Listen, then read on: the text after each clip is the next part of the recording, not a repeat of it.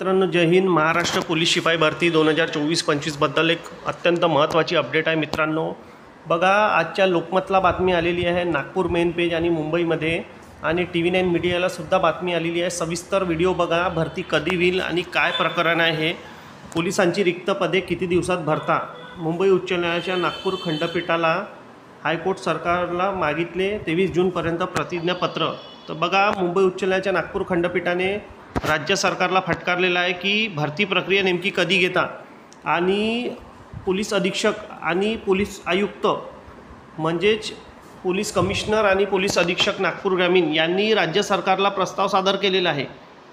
बघा सविस्तर बातमी. राज्य सरकारला प्रस्ताव सादर. शहर पोलीस आयुक्त व जिल्हा पोलीस अधीक्षकांनी रिक्त पदे भरण्यासाठी राज्य सरकारला प्रस्ताव सादर केलेले आहेत, परंतु त्यावर निर्णय घेण्यात आला नाही. त्यामुळे न्यायालयाने हा आदेश दिला. प्रकरणावर न्यायमूर्ती नितीन सांबारे व वृषाली जोशी यांच्या समक्ष सुनावणी झाली. ॲडव्होकेट राहुल मिर्झा यांनी न्यायालय मित्र म्हणून कामकाज पाहिले.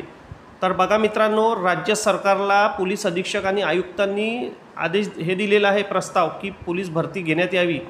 तर यामध्ये म्हणते की राज्य सरकारने आम्हाला प्रस्ताव मान्यच नाही केला असं सांगत आहे. तर बघा बातमी काय सांगतो. मनुष्यबळाअभावी कर्तव्य बजावणे अशक्य. अपघात थांबविण्यासाठी पोलिसांनीही आवश्यक उपाययोजना करण्याची गरज आहे, परंतु मनुष्यबळाअभावी पोलीस विभागाला प्रभावीपणे कर्तव्य बजावणे अशक्य आहे. याकरिता या प्रकरणात पोलिसांच्या रिक्त पदांचाही मुद्दा हाताळला जात आहे. तर मित्रांनो, हे प्रकरण काय सांगतो. मुंबई उच्च न्यायालयाच्या नागपूर खंडपीठाने पोलीस अधीक्षक व पोलीस आयुक्त यांना विचारले की पोलीस भरती कधी घ्याल. तर यांना राज्य सरकारला 23 जूनपर्यंत एक प्रतिज्ञापत्र सादर करायला लावलं आहे की तुम्ही पोलीस भरती नेमकी कधी घ्याल. तर बघा, मी तुम्हाला सविस्तर सांगतो. आपण पाहिलं असेल की 30 एप्रिल म्हणजे आज सर्व पोलीस अधीक्षक, आयुक्त आणि राज्य राखीव पोलीस बल आणि लोहमार्ग सर्वांना राज्य सरकार म्हणजेच अप्पर पोलीस महासंचालक प्रशिक्षण यांनी आकृतीबंध म्हणजेच कप्पीकृत आरक्षणाचा जो अंतिम टप्पा असतो जाहिरातीच्या, या संदर्भामध्ये आपण ते त्या दिवशी गोपनीय पत्र होतं, त्या पत्रावर सुद्धा तुम्ही पाहिलं असेल की दिलेलं आहे की कप्पीकृत आरक्षणासह जागा द्या. तर मित्रांनो, हे जे परिपत्रक निघतात हे काही शोसाठी नाही निघत. कुठे ना कुठे भरतीची प्रोसेस सुरू होणार आहे आणि भरती तर नक्की होणारच आहे.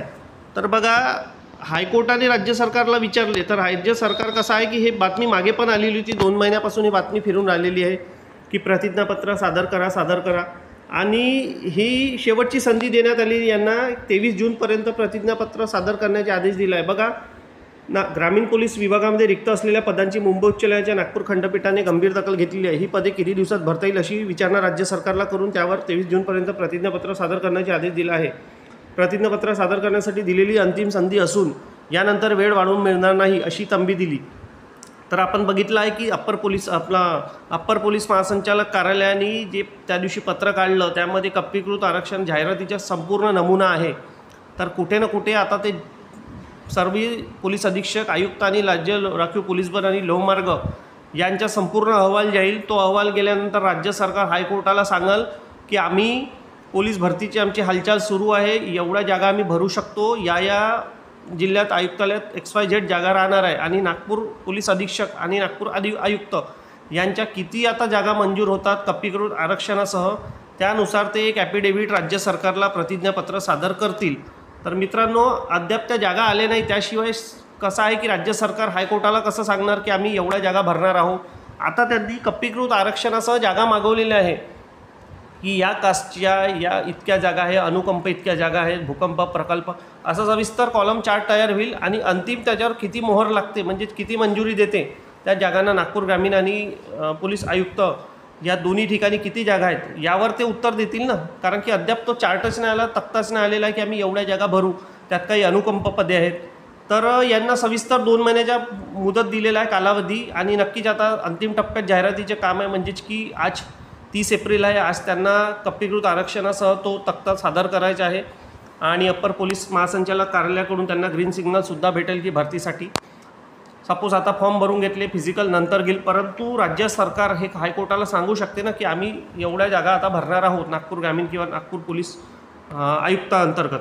तर मित्रांनो, अशा प्रकारची जी बातमी आहे की त्यांना एक शेवटची संधी दिली आहे की तुम्ही येत्या 2 महिन्यात म्हणजे 23 जूनपर्यंत प्रतिज्ञापत्र सादर करा की भरती नेमकी कधी घेणार आहोत, किती घेणार आहोत. या संदर्भात त्यांना एक शेवटची संधी दिली आहे आणि यानंतर वेळ वाढून मिळणार नाही. तर नक्कीच आजपर्यंत म्हणजे आज अहवाल येऊनच जातो त्यांच्या ऑफिशियली वेबसाईटवर किंवा ईमेलवर. आपल्याला कधी कळेल ते नाही माहिती, परंतु नक्कीच काही ना काही पत्र निघेलच आणि आपल्यालाही दिसेलच आणि राज्य सरकारला ते सादर करतीलच. तर असा विचार नका करू मित्रांनो की 23 जूनपर्यंत आता ॲड नाही येईल का, असं नसते. हे फक्त त्यांचं शासकीय काम आहे आणि त्यांना ते प्रतिज्ञापत्र सादर करायचे आहे की आम्ही भरती घेणार आहोत. तर जोपर्यंत हा कपीकृत आरक्षणाचा मुद्दा सॉल्व्ह होत नाही तोपर्यंत ते कन्फर्म किती जागा भरणार आहोत किंवा कधी भरणार आहोत हे कसं सांगेल. तर अशा प्रकारची अपडेट आहे मित्रांनो. आज तुम्ही निगेटिव्ह राहू नका की पोलीस भरती ही 23 जूनपर्यंत आता होईल का नाही, असं नाही आहे. हे त्यांच्या गोपनीय काम आहे अंतर्गत आणि त्यानंतर ते आपला अहवाल सादर करतीलच आणि आपली जाहिरात लवकरच येऊ शकते. आता तुम्ही पाहिलं असेल हे पत्र काही शोसाठी नाही निघत एवढे. तर नक्कीच पोलीस भरतीची कुठे ना कुठे कारवाई आपल्याला दिसेल. तर अशा प्रकारची अपडेट आहे मित्रांनो. नक्कीच तुम्हाला व्हिडिओ समजला असेल तर लाईक करा, व्हिडिओला शेअर करा, चॅनलला सबस्क्राईब करा. भेटूया नेक्स्ट व्हिडिओमध्ये काही अपडेट असली तर. धन्यवाद. जय हिंद.